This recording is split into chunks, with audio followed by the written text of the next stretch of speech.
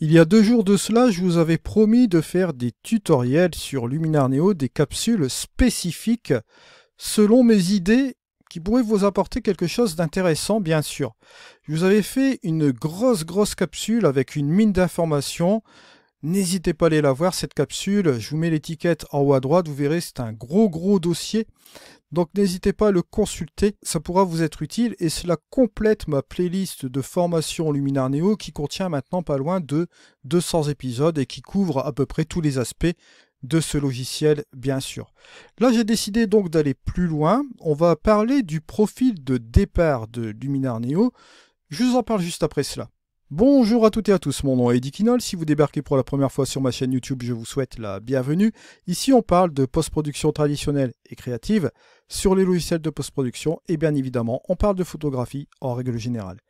Et donc aujourd'hui, je vous ai promis de faire quelque chose la fois dernière. Pour ceux qui ont suivi la vidéo, je vous avais parlé du profil de départ du caméra, donc le profil Luminar Neo comme il se doit, d'accord? Donc pas besoin d'avoir un profil de caméra spécifique, puisque vous allez voir que j'avais déjà traité du sujet déjà dans la playlist concernant le profil plat, comment élaborer un profil plat à partir de ce profil Luminar Neo, mais là on va aller plus loin.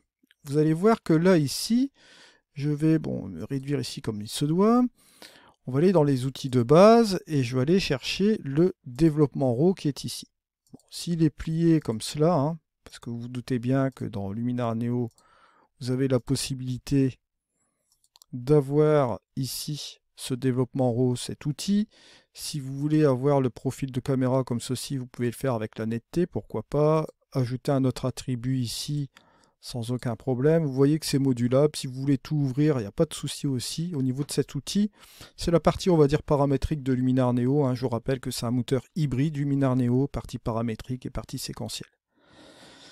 Là ici, donc, on va s'attaquer au profil de caméra que vous allez là. Là, pour ce faire, là, j'ai pas pris un fichier de mon Nikon Z5, d'accord. J'ai pris un fichier RAW, d'accord, parce que j'avais des Fuji aussi à un moment donné. On pourrait très bien rajouter un profil DCP qu'on aurait élaboré ici, mais c'est pas l'objectif. Je vais faire au plus simple aujourd'hui. On va partir sur Luminar par défaut. Alors bien sûr et bien évidemment, je tenais à vous dire aussi une petite chose, je vous en avais parlé la dernière fois, mais j'insiste aussi sur ce fait, surtout que c'est gratuit, donc n'hésitez pas. Si vous n'avez pas vos profils de caméra, bon dans ce cas-ci, ça ne marchera pas parce que bon, je l'ai installé, mais dans le cadre de Nikon ou bien autre boîtier, si vous ne trouvez pas vos profils de caméra, vous pouvez installer Adobe DNG Converter qui est complètement gratuit, d'accord, de chez Adobe. Une fois que vous aurez installé ce Adobe DNG Converter, que va-t-il se passer? Vous allez retrouver les profils de caméra. Là ici, ce que je vais faire, c'est me rendre juste comme cela. Je vais me mettre sur le luminaire par défaut. Et là, par définition ici, je vais faire ma correction d'optique. Et je vais rajouter la correction des aberrations chromatiques. Je vais fermer cela. Je vais rajouter ma netteté sur le fichier RAW, parce que vous savez très bien qu'au niveau des fichiers RAW, il faut lui rajouter un petit coup de boost parce que le fichier RAW est plus mou qu'un JPEG ou un TIFF. Donc vous voyez que là, on peut lui rajouter un peu de netteté ici sur le fichier, sans aucun problème. Et on peut revenir ici en arrière. Alors là, ici, ce que je vais faire au niveau de mon histogramme, la première chose qu'on va pouvoir faire ici, c'est aller dans l'outil lumière. Je vais fermer la netteté. Et je vais décontraster mon image. Regardez, hop, juste comme ceci. Et vous voyez que si je décontraste mon image, bon, je vais aller un peu comme ceci. Regardez ce qui se passe. Vous voyez ici que j'ai plus de latitude sur les hautes lumières et sur les ombres. Donc, j'aurai plus de latitude de travail. Si j'ouvre mes ombres, regardez, vous voyez que là, mon histogramme, forcément, va s'orienter vers les tons moyens. La même chose au niveau des hautes lumières. Regardez, si je les baisse, hop, ça va s'orienter un petit peu plus vers les tons moyens, hein, comme il se doit. Et là, j'aurai plus de latitude sur les deux côtés. Bien évidemment, ça commence à être plat. Vous voyez? Et là, par définition, ce que je peux faire aussi, je ne vais pas toucher au point noir et point blanc. Je vais aller directement ici au niveau de ma courbe et au niveau des tons moyens, je vais booster la courbe des tons moyens vers le haut, juste comme il se doit ici, pour déplacer ces tons moyens, comme vous le voyez ici, dans l'histogramme. Quand vous boostez les tons moyens, regardez ce qui se passe. Je vais rebooster ici, hop, vous déplacez l'histogramme, vous voyez que ça bouge au niveau des tons moyens, et ça bouge aussi, comme c'est une courbe un petit peu là et là. Bon, je pourrais très bien prendre un point, bien évidemment. Et là, j'ai utilisé ce point qui est juste ici. Vous voyez qu'on l'utilise sous forme de courbe, donc forcément, ça fait bouger cette partie de l'histogramme. Et là, vous voyez que le fait de jouer de cette manière-là, on rattrape ici une photo qui est très très plate. Vous voyez, juste comme cela. Vous voyez ici. Hop, avant, après. Si je le veux aussi, regardez, je vais aller dans ma couleur.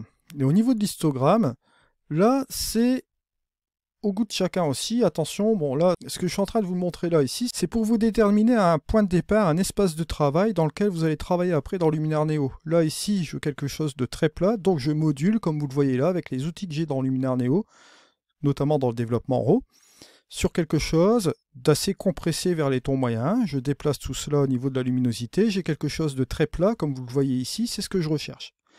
Après, là ici maintenant, je veux encore enlever des couleurs. Et là, vous allez le voir ici, ce que je vais faire, c'est jouer avec ma balance des blancs. Je ne veux pas faire quelque chose d'exact avec ma balance des blancs, je vais tout simplement chasser ici la couche bleue et l'équilibrer par rapport à la verte et la rouge, plus ou moins. Et là, pour ce faire, je joue avec ma température, je vais aller vers la droite, regardez, hop, juste comme ceci. Et on en arrive sur ces résultats-là. Ensuite, ce que je vais faire, je vais enlever de la couleur. Pour enlever de la couleur, que vais-je faire? Je vais utiliser le curseur de saturation de mon développement RAW. Et regardez ce qui va se passer. J'enlève cette couleur, regardez, juste comme ceci. Et vous noterez que là, regardez, par rapport au point de départ, bon, il y a une sacrée différence. Hein. On avait ce fichier qui était complètement contrasté. Bon, il y avait des zones d'ombre, etc. Mais là, on l'a complètement aplati, comme vous le voyez ici. On l'a dépourvu plus ou moins de couleurs. Et on obtient ce point de départ là. Alors, est-ce que c'est le bon point de départ? Il est très très plat là. C'est à voir, c'est au goût de chacun. C'est vous qui voyez. Si vous voulez un peu lui redonner un peu plus de tonus, ben vous modifiez tout cela. Ou on peut revenir aussi après sans aucun problème. Regardez, je vais vous montrer un titre d'exemple ici. Comme quoi il n'est pas vraiment nécessaire de s'inquiéter de partir sur un profil de départ qui soit plus ou moins comme ceci. Ou c'est selon les besoins en fait. Vous allez le voir ici. Je vais fermer mon développement RAW. On va quitter le système paramétrique puisque là on va utiliser un outil non RAW dans le mode séquentiel de Luminar Neo. Je vais monter l'accent, juste comme ceci, et je vais monter l'embellisseur de ciel, juste comme cela. L'accent et l'embellisseur de ciel, vous savez comment cela marche. Ça permet de jouer avec les contrastes, couleurs, tonalités de la photo, on rectifie tout cela. Bon, bien sûr, comme j'étais très loin sur le profil de départ, ce que c'est très plat, que j'ai vraiment dépourvu de couleurs, là, je pourrais permettre de monter l'accent d'une manière assez conséquente, comme vous le voyez ici. D'accord? Ça n'est pas vraiment gênant, vous voyez que ça booste ici l'histogramme sans aucun problème. Et là, vous voyez qu'on rattrape un peu plus de choses ici intéressantes. On peut fermer, on peut rajouter de la microstructure. Regardez, hop, juste comme cela.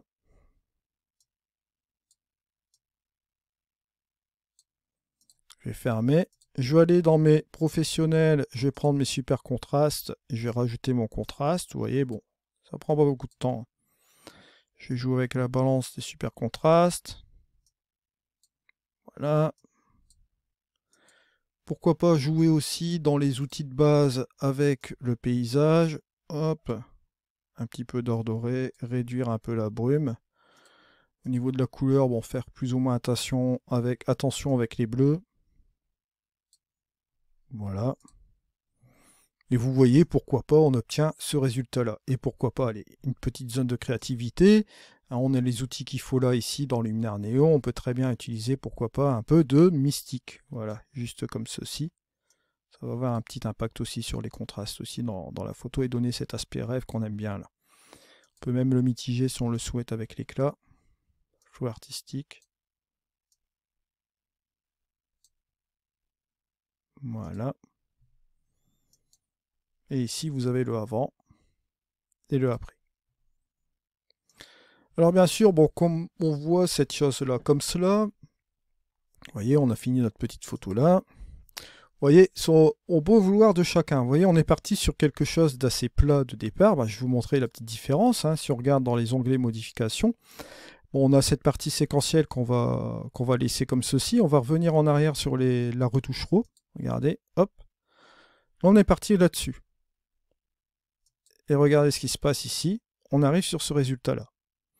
Maintenant, si je veux revenir en arrière et repartir sur mon développement RAW, si je le souhaite, par exemple, si je trouve que c'est trop décontrasté, si je trouve qu'il y a trop de marge sur les côtés et que c'est trop plat, ben, je peux tout simplement revenir avec mon contraste intelligent ici, tout simplement. Au niveau de la couleur, je peux tout simplement ici revenir sur ma saturation, faire revenir un peu de couleur comme il se doit ici, d'accord. Je peux même revenir ici un peu plus sur le contraste, voilà. Et vous allez voir que cette interprétation-là du fichier RAW, si je reviens sur cette partie-là, si je repars ici, hop, elle va s'adapter et je vais avoir ce résultat-là. Là, forcément, ce sera un petit peu plus appuyé. Pourquoi? Parce que point de départ, forcément, au niveau de la recette, est beaucoup plus appuyé ici que le format extra plat qu'on avait. Donc après, on peut revenir sur l'accent, revenir pourquoi pas un peu en arrière. Et vous voyez que ici, on peut adapter et on obtient ce résultat-là. Vous voyez, il y a plusieurs possibilités en fait.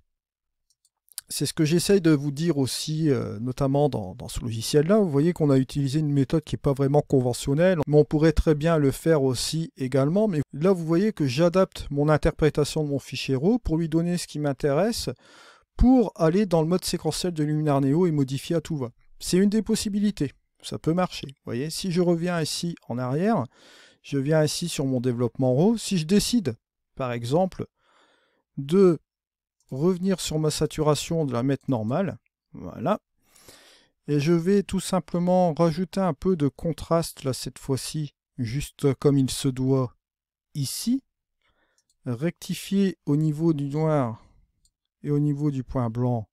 Regardez, je peux le faire aussi également là. Là, je rattrape un aspect qui est quand même un petit peu plus sympa comme cela. Au niveau de la balance de blanc, si je veux un peu plus d'exactitude, bon, on va pas rendre un point qui va être plus ou moins aller blanc comme cela. Voilà, on va avoir une neutralité ici. Vous voyez, on a cette balance des blancs là. Et après, bon, bien évidemment, regardez, on va regarder dans l'amélioration AI. On peut toujours en ajouter un peu. Mais là, forcément, on va certainement pas le mettre à 151 parce qu'on avait déjà fait un correctif en dessous sur le développement RAW, comme il se doit ici. Vous voyez comme il est plus appuyé là, qu'il est moins plat. Donc il va falloir adapter. Vous voyez? Si je vais sur ma structure, idéalement, bon, je vais la mettre un peu moins forte. Les contrastes, forcément, je vais veiller à ne pas être non plus sur quelque chose de trop fort.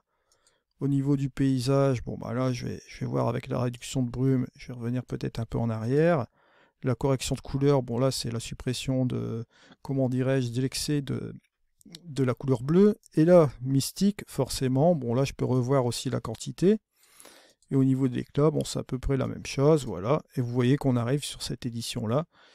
Si je regarde, bon, ça c'est la version, vous voyez, qu'on a fait les corrections tonales. Et là, bon, on a fait quelque chose de plus ou moins créatif. Vous voyez ici, avec l'éclat, le mystique, avec l'ajout un peu plus d'une heure dorée. Vous voyez, juste comme ceci, hein, vous voyez, avant et après. Donc les retouches développement RAW.